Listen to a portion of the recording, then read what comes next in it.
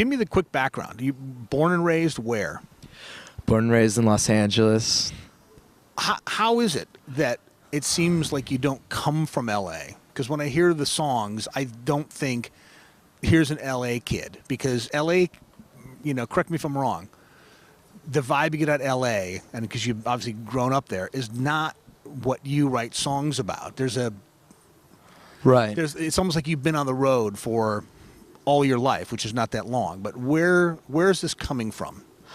I mean, I think a lot of it's just like any other like any place in the world. There's there can be the LA that everyone identifies LA with, and then there's the LA that other people don't necessarily recognize, or that I know from growing up. And I mean, the beautiful these sort of like idiosyncrasies that LA like carries and whatnot. And so I think with also my music, like my upbringing with my family and my father, and being a sort of classical record producer, and my mother, she's from Mexico, and I grew up playing guitar, and I learned from someone who also grew up in LA or in Santa Monica, and who doesn't sound like they're from that area, that part of town either, so basically what you're saying, there's two distinct parts to LA. The LA part that we all get to see on television, and those people who move to LA and become all... I stay out of that. Yeah, it seems like because the vibe that I'm getting from you is you're going back to, I've got to tell a really good story. I've got to tell a story that's going to be compelling enough where somebody's going to go put the needle back at the beginning, if I may use the needle reference there, because we have a record player in the back. That's great. Yeah. And then people are going to go and try to figure out how deep that story really goes. Right. And you're not just writing, throwaway pop songs. No. Where does that come from? I mean, I dropped out of school when I was 17, and I, hit the road and sort of started touring with my sister's band, and I basically learned everything that I could, I could sort of glean or imbibe from the road and from meeting people along the way. And when I would come home, one time when I was, home, I met this beautiful girl, and she was 15 at the time, and I was just about 18, and it was this whole sort of thing that began this this relationship that sort of consumed and took over my life, this really tumultuous thing that sort of just enveloped me, and I sort of lived the LA thing in a weird way. The more I bought this 1968 Chevelle and drove along PCH and would ride and hang out with this girl that I loved dearly, and had, and that's where the record came about. It's I sort of had an idea of what I wanted in the future, and I made that happen when I was young, and I watched it just slip away from me, and that's where a lot of the record came from. So were you conscious while this relationship was getting together and falling apart and going through the ups and downs, were you writing this stuff down at the time, or did you have to write it down afterwards? I mean, it would always come in the strangest, in the weirdest moments. If I would try to write something, it would never happen.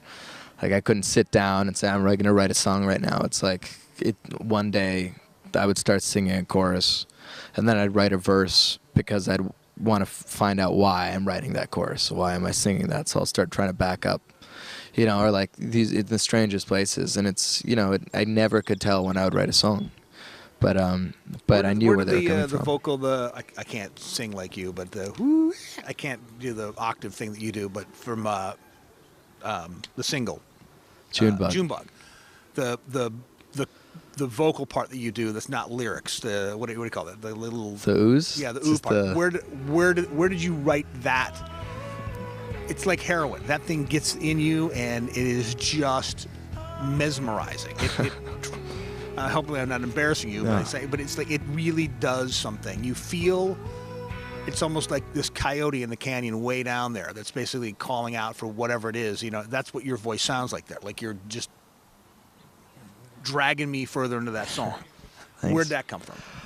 I actually think, no one's ever asked me that before. I think that actually came from, I would start, my sisters, I had two sisters who were about 10 years older than me, and they were singers, and my voice didn't drop really. My voice never really came to until I was about 20, a couple of years ago, and I could never sing in harmony. We'd all do 3-part harmonies and sing different things, and I could never manage to get something out of there, so I would always start singing this falsetto, and I became really comfortable with falsetto. And at one point, my voice just started like coming together, and I was able to sing okay. And I remember I would just be able to jump in and out of it. And Tell me the when you decided to put the lyrics to the vocal part. The lyrics, actually, I had the lyrics completely written from another song that I never felt like the song made enough sense, but the lyrics I always really loved. So, and they somehow, it's just one of those weird things when, you know, especially being a songwriter, when those magical moments happen that two things just fit together. Right. And then you have what you intended to. That's a pretty amazing story. Junebug is, and the sad part about it to me is I'm almost afraid that it's not going to get the recognition that it deserves because of the way, you know, the world is nowadays. But that song needs to be in 5 soundtracks at the same time. It does. Thanks. You're laughing, but you don't even understand. No, I mean, because you wrote it. I mean, no, I love the song. You know, it's interesting to see how the song's working outside of the country. You know, in Europe, especially in France, and you know what's happening there. And I come back here, and that's why you got to love the French. Not only did they give us the Statue of Liberty, but they understand our art as well as the fact that we appreciate liberty, et cetera, et cetera. Congratulations on the record. I'm hoping that it does as well in the States as it is doing so far in Europe. But let's face it, the Europeans tend to know things more so than we do in this country for some strange reason. But right. Congratulations. Thank you. And I'll see the performance tonight. Of course. Thank you so much. Thank you.